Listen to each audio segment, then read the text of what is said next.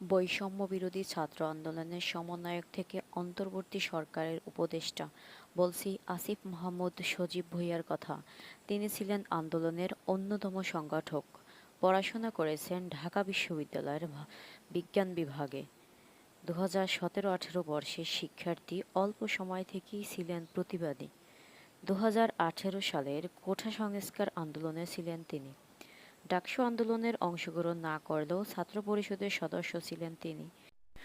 2023 সালে তিনি ঢাকা বিশ্ববিদ্যালয়ের সভাপতি নির্বাচিত হন, যদিও 5 মাসের মাথায় পদত্যাগ করেন তিনি।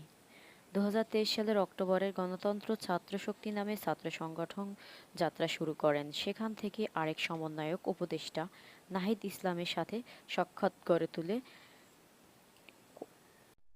কোঠা আন্দোলন শুরু থেকেই প্রিয় ছিলেন আসিফ। ডিবি কার্যালয়ে ছিলেন 6 দিন। কারফিউ চলাকালীন ও ইন্টারনেটবিহীন বাংলাদেশে সমন্বয়কদের সাথে সক্রিয় যোগাযোগ রাখেন তিনি। তিনি হলেন আমাদের বর্তমান যুব ও ক্রীড়া উপদেষ্টা।